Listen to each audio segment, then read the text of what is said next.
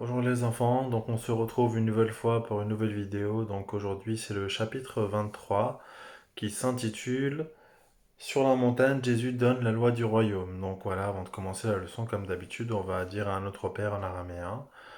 Donc je vous invite à faire le signe de croix. Shmit Baba, Brona, Rochatrocha, Halamin. Babandi le Bishmayam, Paish Rochashmor, Atia Malkotor, Awe Ejbonor, Derdi le Bishmaya Adakambara. Allan Lakhmas Rigota Dadi Yoma, Shortana Nartiatan, Dak Amachni Shokrelan, Daktel Enlan, Lamot Lan Gojoraba, Lan Khalesan Man Bisha, Msabab Dirukhila Malkota, Khayla Tishborta Abababdin, Amin. Shmit Baba, Brona, Rochatrocha, Hala, Amin. Donc voilà, comme je vous l'ai dit juste avant, on est au chapitre 23 aujourd'hui. Donc j'espère que vous continuez à bien suivre les vidéos, que vous continuez à réviser vos prières. Il est très important que vous gardez un rythme régulier pour réviser vos prières. Donc voilà, comme je vous l'ai déjà dit, n'hésitez pas à aller sur l'application Yartuta, prenez vos livrets de prières pour bien réviser. Euh, Essayez de réviser tout ce qu'on a vu depuis le début de l'année. Wada Troba, Wada Shkara, Wada Srada, Wada Daimanuta. Voilà, toutes ces prières-là, il faut aussi les revoir, Kemem Menor. Voilà, n'hésitez pas à aller sur l'application, à vous demander à votre famille si quelqu'un peut vous aider. Vous avez les prières dans vos livres de prières, donc vraiment, vraiment, vraiment, n'hésitez pas à aller dessus. Voilà, et si jamais vous avez vraiment besoin d'aide, n'hésitez jamais à me contacter, vous avez mon numéro de téléphone et tout ça, il n'y a pas de problème. Vous pouvez envoyer un message ou tout ce que vous avez besoin et voilà, vous pouvez me contacter directement. Donc, comme je vous disais aujourd'hui, le chapitre 23 porte sur un sermon, un discours, des paroles que Jésus a prononcées sur une montagne. Donc, pourquoi une montagne? Une montagne, c'est parce que ça permet à Jésus déjà d'être en hauteur par rapport aux autres personnes pour pouvoir enseigner à plein de personnes en même temps. C'est voilà, quand on est au-dessus des gens et qu'on leur parle, bah, la parole descend de Jésus qui est Dieu pour aller vers les hommes qui sont sur la terre. Et donc Jésus, voilà, il enseigne sa parole, il enseigne ses commandements, ses nouveaux commandements. Pourquoi je vous parle de commandements? Parce que vous avez déjà eu un exemple de quelqu'un qui a reçu une parole sur une montagne et qui est venu la proposer aux hommes. C'est Moïse, exactement. Donc, vous allez prendre votre livre. Donc on va pas aller à la page du chapitre tout de suite, on va tout d'abord commencer par deux petites pages qui se trouvent dans le début de votre livre. Donc la première page c'est à la page numéro 9. Donc je vous laisse le temps d'aller sur la page numéro 9 et ensuite on va en rediscuter ensemble. Bon, j'espère que vous êtes rapide, hein. Donc voilà, la page numéro 9, vous voyez, il y a plusieurs commandements qui sont proposés. Et il y a aussi deux textes qui sont encadrés. Je peux vous le montrer directement, hein, de toute façon vous avez vos livres. Voilà, il y a les deux textes qui sont encadrés ici et là. Donc c'est des phrases qui sont dans la Bible, l'une qui est prononcée par Jésus et l'autre qu'on retrouve dans l'Ancien Testament. Donc la phrase de l'Ancien Testament, elle nous dit: Tu aimeras le Seigneur ton Dieu de tout ton cœur, de toute ton âme, de toutes tes forces. C'était comme ça que les gens devaient aimer Dieu et apprenaient à aimer Dieu. On devait aimer Dieu de tout son cœur, de toute son âme et de toutes ses forces. Et un jour, un homme a demandé à Jésus, bah, qu'est-ce que je dois faire de plus que ça? Et Jésus, il leur a dit, tu aimeras ton prochain comme toi-même. Donc dans la leçon d'aujourd'hui, on va un peu voir aussi cette notion de aimer son prochain comme soi-même, à travers le texte qui nous est proposé à la lecture dans le chapitre pour Écoute la parole de Dieu. Donc avant ça, voilà, vous pouvez relire chez vous, hein, euh, les 10 commandements, donc ils sont notés là, hein, vous pouvez les relire. Donc voilà, ça c'est ce que a reçu Moïse sur la montagne et qu'il a donné au peuple. Et donc aujourd'hui, nous, on va voir l'enseignement de Jésus sur la montagne. Et Jésus, il a enseigné sur la montagne, on le voit dans plusieurs évangiles, et notamment dans l'évangile de Saint Matthieu. Donc je vous invite, si vous en avez une, à chercher dans votre Bible, ou si vous l'avez, si vous n'en avez pas, ben, pas bien, il faut en avoir une. Donc, Saint Matthieu, il commence au chapitre numéro 5. Donc voilà, le chapitre numéro 5 de Saint Matthieu. Vous voyez sûrement pas, mais bon, c'est pas trop grave.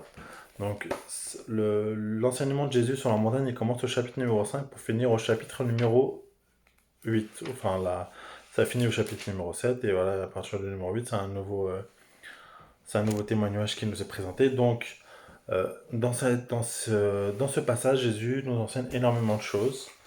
Et pour commencer, il nous donne, un peu à la manière des 10 commandements, il nous donne un enseignement pour nous donner les bonnes nouvelles du fait de devenir chrétien. Donc ça s'appelle les béatitudes, vous les avez ici. Donc on appelle aussi ça les 10 paroles de Jésus, comme on avait les 10 paroles de Dieu dans la loi de Moïse. Donc je vais vous les lire rapidement. Donc voilà. Heureux les pauvres de cœur, le royaume des cieux est à eux. Heureux les doux, ils obtiendront la terre promise.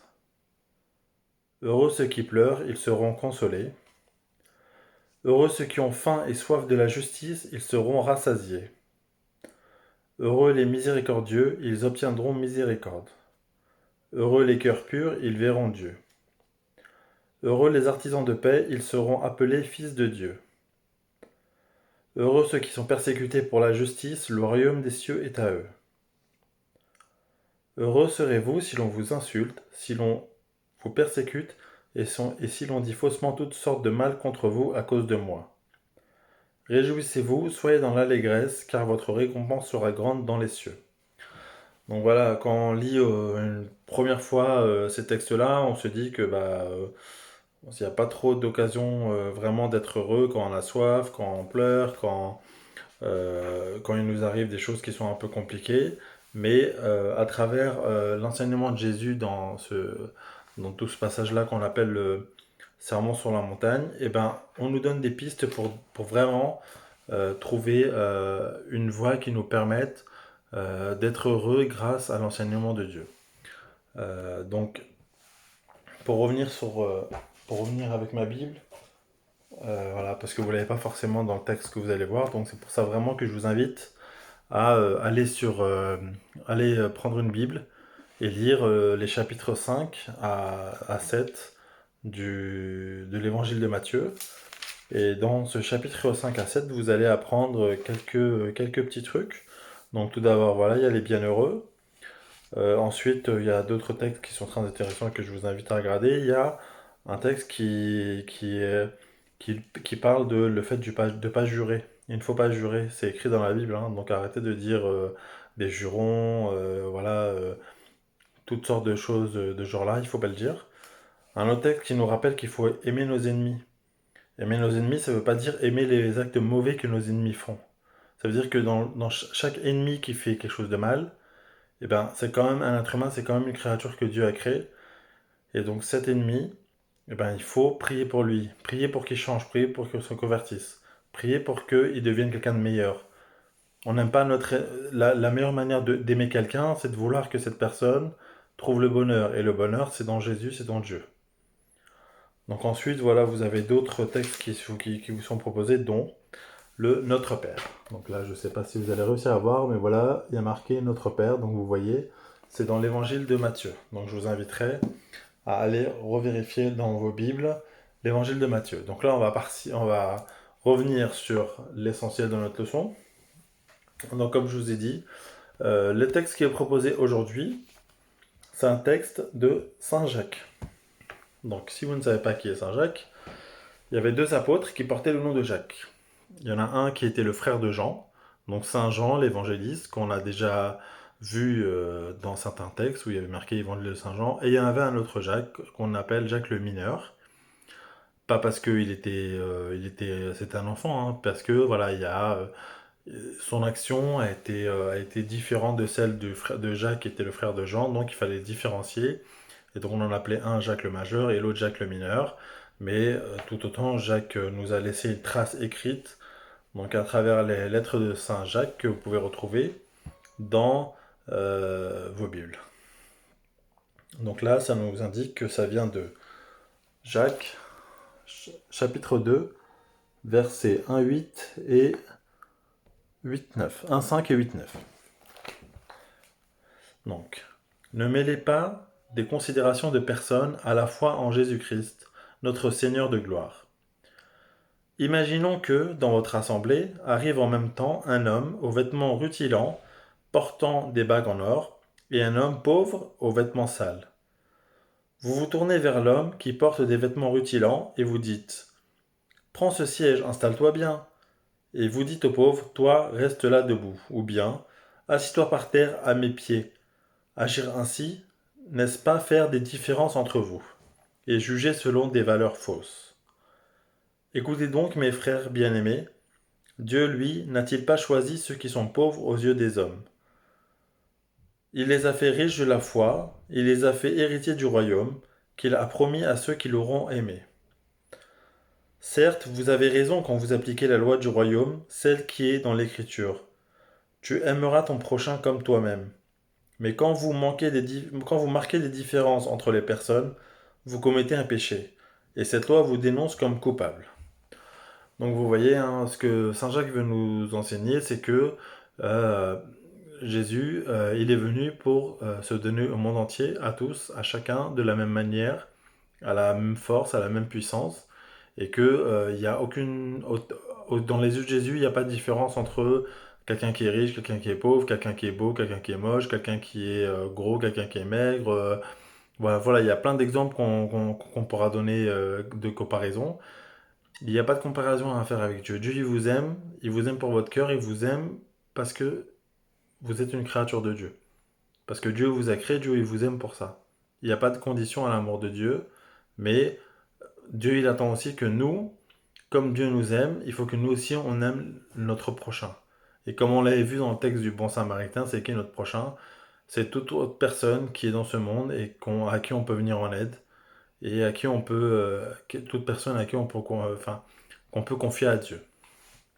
Donc pour revenir sur ce qui nous est proposé pour ce chapitre, hein, donc voilà, on a lu ensemble le texte des béatitudes. Donc les phrases des béatitudes sont parfois des écrits avec un verbe au futur, car le royaume de Dieu n'est pas de ce monde. Parfois le verbe est au présent, car le royaume de Dieu est déjà commencé. Ces paroles de Jésus sont un encouragement pour les petits de ce monde. Par contre, elles sont un avertissement pour les grands de ce monde. Vous voyez, comme le dit Saint Jacques, euh, Dieu n'a pas la même perception que nous, on peut avoir du monde et des gens. Ici, dans le monde d'aujourd'hui, on vit quelqu'un qui va être riche, quelqu'un qui va être beau, quelqu'un qui va avoir beaucoup d'argent, quelqu'un qui va être grand, quelqu'un qui va être fort, et bien il sera peut-être bien vu, les gens ils vont l'aimer, moins que quelqu'un qui est pauvre, qui a pas de maison, qui est malade ou quoi que ce soit. Les gens ils vont plutôt euh, ils vont plutôt ne pas aller vers lui. Et bien Dieu nous dit que c'est pas cette richesse d'argent ou autre qui est important, c'est d'avoir une grande foi en Dieu, parce que Dieu sera là pour nous aider, pour nous sauver et pour nous donner une meilleure vie euh, dans le royaume de Dieu.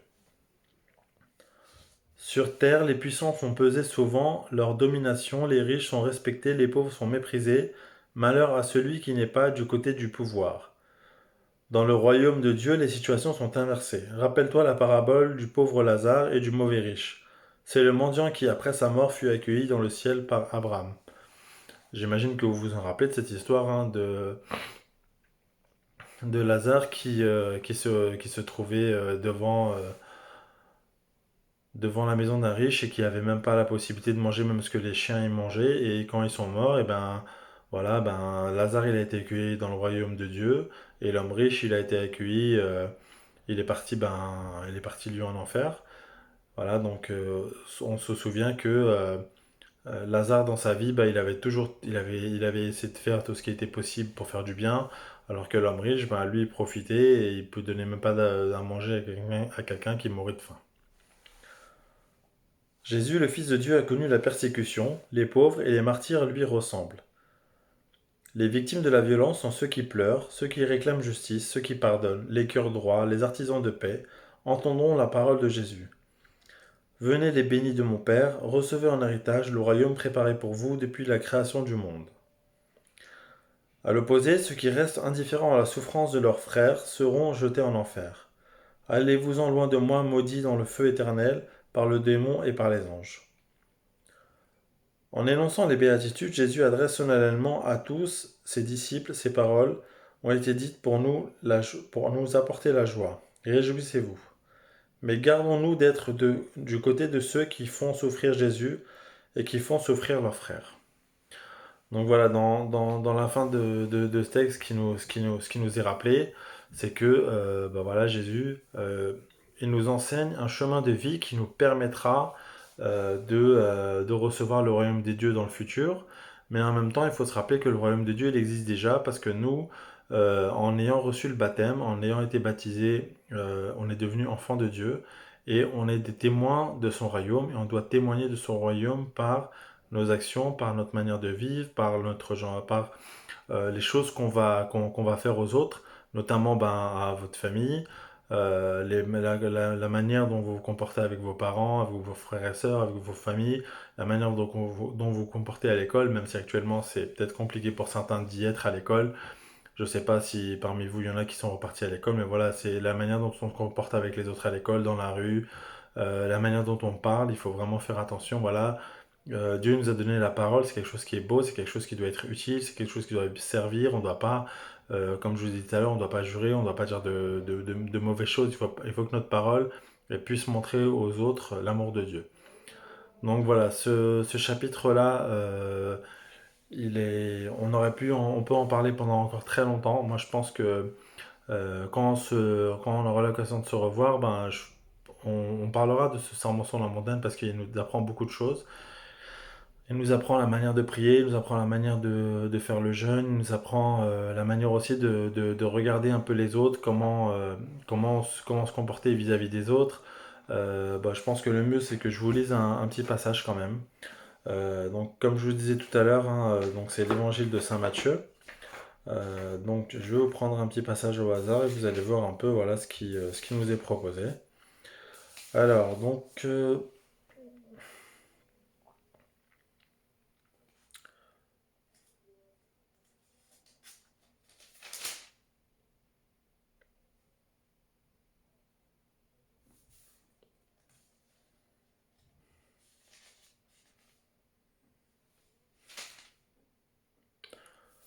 je l'avais pas préparé, hein. Désolé. Alors, par exemple, voilà. Euh, je vais vous lire le passage du Notre Père. Donc le Notre Père, ça commence comme ça. Enfin, je vous lis un petit peu ce qu'il y a avant pour que vous voyez la suite. Quand vous priez, pas de discours interminables comme le font les païens. Ils croient qu'à force de parler, ils seront entendus. Ne leur ressemblez pas. Pensez-y. Avant même que vous ne demandiez, votre Père sait de quoi vous avez besoin. Vous donc priez ainsi. Notre Père qui est dans les cieux, que ton nom soit sanctifié, que ton règne vienne, que ta volonté se fasse sur la terre comme au ciel.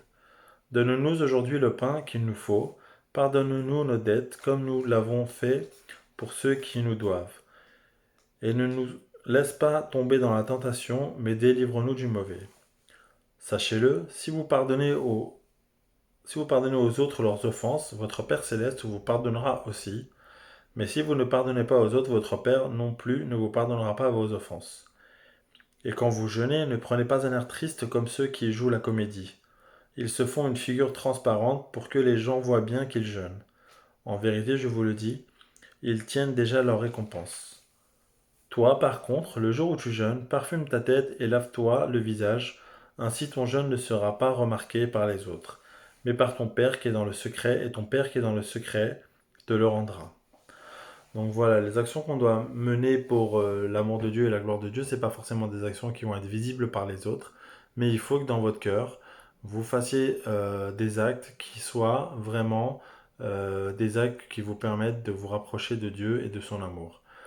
Vous avez donc là encore quelques temps avant qu'on se revoie. Donc je vais continuer à poster des vidéos de temps en temps pour que vous puissiez continuer à avoir un enseignement.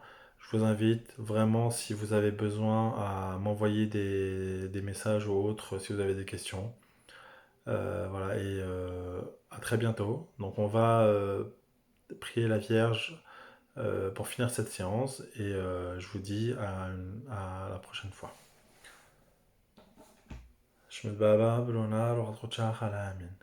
Shlamal Lach Mariam, Mleida Nami, Mara Nimmach, Amborachta Binche, Borchere Peret Kasachisho, Maat Mariam, Yimdalam, Sam Badalan, Achniatai, Dag Osad, Motan Amin. Shmid Baba, Brunar, Rotrochach Alamin. Allez, au revoir, à très bientôt.